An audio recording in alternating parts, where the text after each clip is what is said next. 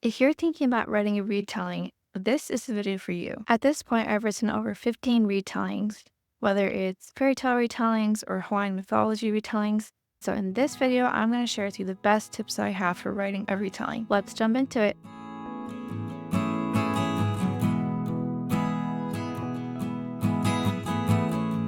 So if you are wanting to write a retelling, it doesn't matter if it's a Shakespeare retelling, Greek mythology, Hawaiian mythology, fairy tale.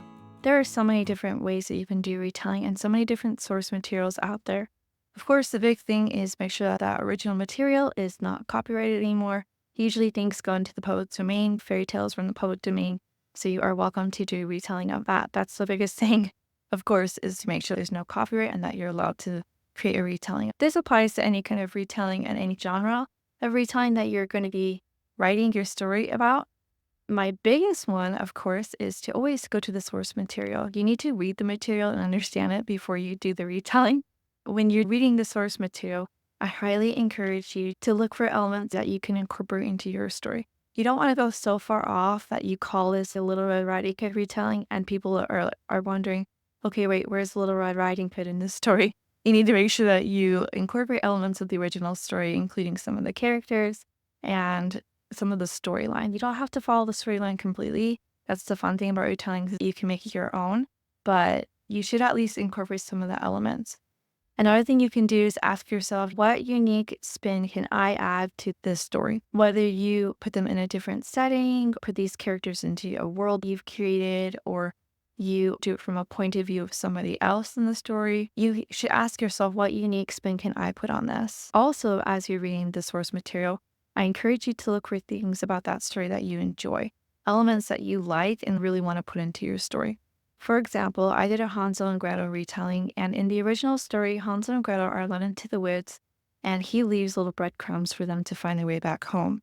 In my retelling, the Hansel character is kidnapped, and his sister, the Gretel character, is looking for him, and he's left breadcrumbs for her in the form of clues so that she can find him.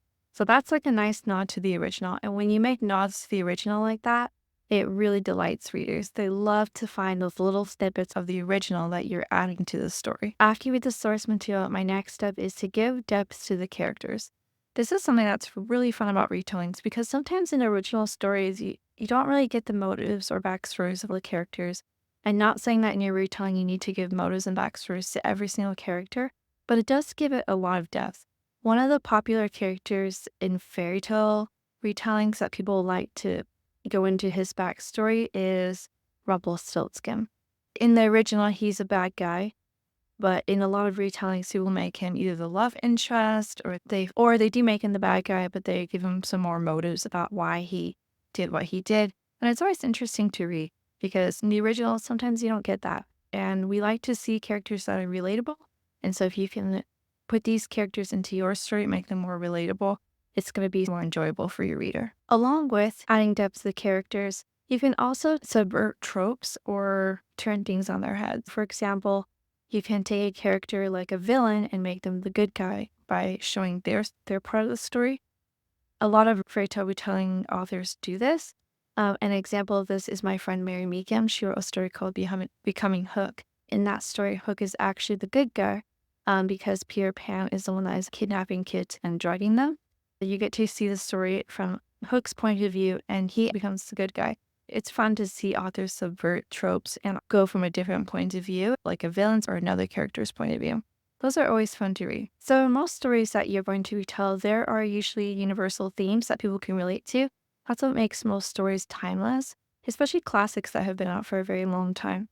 I've seen people who have done Anne of Green Gable as a retelling or even things like Shakespeare, and these all have universal themes that people can relate to.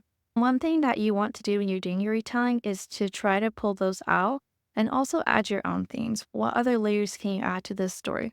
For example, I did an Ugly Duckling retelling, and in that story, of course, there is the character who is the ugly duckling, and she feels like she's not very pretty, and that just follows that universal theme of outer beauty. I don't feel very pretty, that people can relate with. But what's more important, of course, is inner beauty. And so in my story, I try to pick on the universal theme of what's more important with beauty.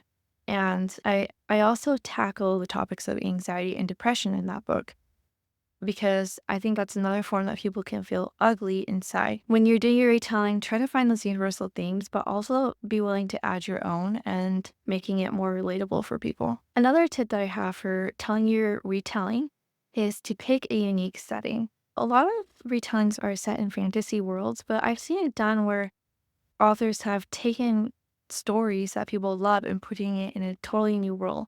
A really good example of this is Cinder by Marissa Meyer. That book is loved by so many people because it's an original take on a story that has been told for generations.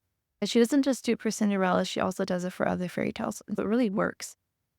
So don't be afraid to take stories and put it in a unique setting, especially if it's something that you're familiar with. In my series, The Incandescent Kingdoms, I really wanted a multicultural and diverse world. I have kingdoms that are inspired by Polynesian culture as well as Japanese culture. I think it's just a really nice thing to blend these characters and these cultures together. And my audience has enjoyed it too. I feel like they have been able to get a lens into worlds that they haven't seen before or cultures that they haven't been introduced to before. And speaking of culture, if you're going to be telling a story from a diverse culture or ethnicity, I highly recommend that you tried your best to respect the culture and its origins. I don't think that authors should feel limited. For example, I've been asked a couple times by authors, am I allowed to write a story about a Polynesian character or can I incorporate Polynesian culture into my story? And I always say yes because I think we do need more culture inside stories. Books are a mirror and a window. It's a mirror for people to see themselves in the book, but it's also a window for other people to see the experience of someone else or the culture of somebody else. So I always encourage people to not be afraid to write stories about diverse cultures. In my own Hawaiian culture, there are people who have preserved our stories and they are not Hawaiian. They are from America or Europe and they've come to Hawaii and recorded our stories because our history is always oral. One of the more popular ones, her name is Martha Beckwith.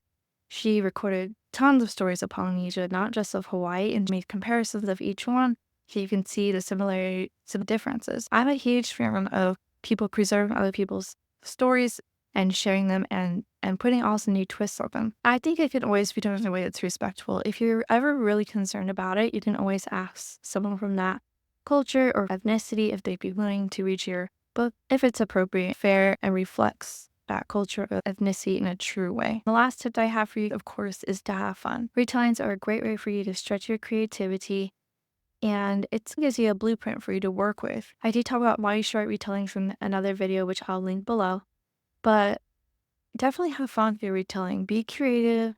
Try to put original twist on it. Be unique and make nods to the original because you're basing your story on another story that somebody else wrote. And so it's nice to be able to give them some gratitude and some credit and acknowledgement that you are doing a retelling of their story. Those are all the tips I have for you guys today. I really hope you guys found this video informative and feel encouraged to write a retelling of your own. Even if you are writing a retelling of a story that's been done before, it will be unique because you're unique and you will bring your experience, knowledge, expertise, and your craft to this story. So I hope you guys enjoy writing your retellings. And if you like this video, please subscribe. Please leave a comment of a retelling you've done or a best tip that you have for us in writing retellings, or if any of these tips resonated with you. I post videos like this every week, so if you're interested, go ahead and subscribe. I will hopefully see you guys in the next video. Aloha!